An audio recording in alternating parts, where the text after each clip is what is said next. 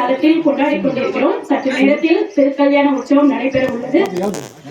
ஆனால் இந்த 39 என்ற எண்ணை பார்க்கும் பொழுது எனக்கு ஒரு நினைவு தோன்றுகிறது. என்னுடைய தந்தை அவர்கள் 7 வயதில் இறைவன் மேல் பற்று கொண்டு அவரை வழிபட ஆரம்பித்தார். நான் என் தந்தை என்பதற்காக சொல்லவில்லை, அவரை ஒரு மனிதனாக நான் எப்படி பார்க்கிறேன் என்ற ஒரு வழக்கத்தில் சொல்கிறேன். 7 வயதில் அவர் இறைவனுக்கு தொண்டு செய்வதும் அவருக்கு அபிஷேகம் செய்வதும் ஆராதனை செய்வதும் என்று அவர் பணியை ஆரம்பித்தார். அவருடைய 20வது வயதில் இந்த விழாவை ஆரம்பித்தார். இந்த விழா மட்டுமல்ல, தினமும் ஒரு கால பூஜை, பிரதோஷம், அமாவாசை என்று பல விழாக்களையும் அவர் தொடர்ந்து செய்து கொண்டிருக்கிறார். இப்பொழுது விழா 39ஆம் ஆண்டு. என் தந்தைக்கு வயது 59. ஒரு மனிதன், ஒரு தனி மனிதன் குடும்பத்தையும் பார்த்து கொண்டு 39 ஆண்டு சிவபக்தியிலையும் ஆண்டு இருக்க முடியும் என்றால் அந்த பக்தியின் வலிமை எவ்வளவு என்று நினைக்கும் பொழுது எனக்கு ஆச்சரியமாக உள்ளது. இப்பொழுது ஒரு 4-5 ஆண்டுகளாக அவருக்கு உதவிகள் கிடைக்கின்றது. நாங்களும் படித்திருக்கிறோம், ஒரு சிறு சிறு உதவிகள் செய்கிறோம். பட் ஆதி காலத்தில் அவர் விழாவை ஆரம்பிக்கும் பொழுது அவருக்கு எந்த உதவியும் கிடைக்கவில்லை. மேடு பள்ளம் என்று ஏறி, உங்களுக்கு தெரியும் குன்னூரில் எவ்வளவு மேடு பள்ளம் உள்ளது என்று. நம்முடைய நீலகிரி மாவட்டமே மேடுதான். மேடு பள்ளம் ஏறி இறைவனுக்காக சேவை செய்து இறைவனுக்காக பக்தி என்ற உணர்ச்சியை மட்டும் கொண்டு அவர் இந்த பணியை செய்து வருகிறார்.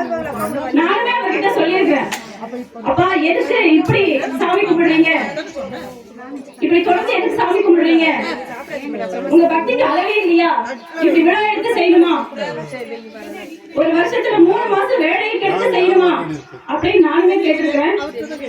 ஆனா அவரு தன்னோட பக்தியில ஒரு சிறு மாறுபாடு கூட எடுத்துக்கல. எனக்கு நிறைவடைந்த நாள்ல அவருக்கு 30 வயசு இருக்கும் பொழுது என்ன வேகமும் சுறுசுறுப்பும் பக்தியும் இருந்துச்சோ, அதை விட வேகமும் சுறுசுறுப்பும் பக்தியும் தான் நான் அவர்கிட்ட இப்ப பாக்குறேன். அவர் சரி இப்படி ஆன்மீகத்துல தொடர்ந்து இருக்கிறாரே, குடும்பத்தை கைவிட்டுட்டாரா அப்படின்னு பார்த்தா அவருக்கு 2 பொண்ணுங்க, நானும் ஒரு பொண்ணு.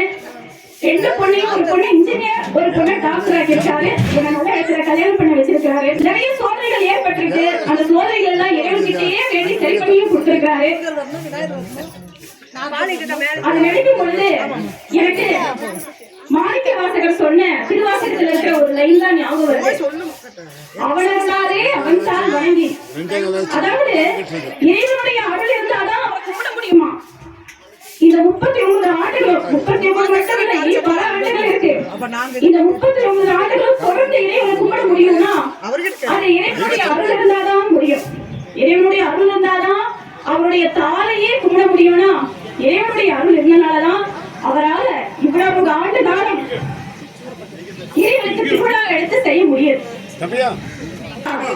ஒரு வீட்டை நல்லபடியா கொண்டு வந்து குழந்தைகளையும் நல்லா படிக்க வச்சு ஒரு திருவிழாவை 39 ஆண்டுகள் இவ்வளவு தூரம் பக்தியோட ஆண்டு பண்ண முடியும்னா கண்டிப்பா அந்த குடும்ப தலைவிக்கும் அதுல பங்கு இருக்கு.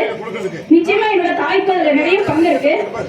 ஏன்னா ஒரு மனைவி, ஒரு கணவன் போய் நான் சாமி கும்பிடுறேன், நான் திருவிழா செய்யறேன், நான் வேலைக்கு போறேன்னு சொன்னா எந்த மனைவியும் வந்து முடியாதுன்னு தான் சொல்லுவா. இவன் நானே அதான் சொல்றேன். ஆனா என்னோட தாய் நான் கண்ணார பார்த்திருக்கேன். நான் கண்ணார பார்த்தனாலதான் நான் எல்லாமே பேசுறேன். என்னோட தாய், ஓ நீங்க அபிஷேகம் செய்றீங்களா, பிரசாதம் செய்யணுமா, நான் செய்யறேன். ஓ நீங்க அலங்காரம் பண்றீங்களா, துணி துவைச்சு தரணுமா சாமிக்கு, நான் செய்யறேன். கோயில் பெருக்கணுமா, கோயிலுக்கு சேவை செய்யணுமா, இந்த மாதிரி அவங்களும் துணையா இருந்திருக்கிறாங்க. இப்படி 39 ஆண்டு தொடர்ந்து இறைவழியில வந்து தனி மனிதனாக வந்து கொண்டிருக்கக்கூடிய நம்மளுடைய திரு கௌரி சங்கர் அவர்களுக்கு கோவிலிருந்து வருகை தந்திருக்கக்கூடிய என்னுடைய பாலமுருகன் அவர்கள் மாலை அணிந்து சிறப்பிப்பார் என்பதை அன்போடு கேட்டு வருகிறோம். நன்றி. இதாவே முடியும்.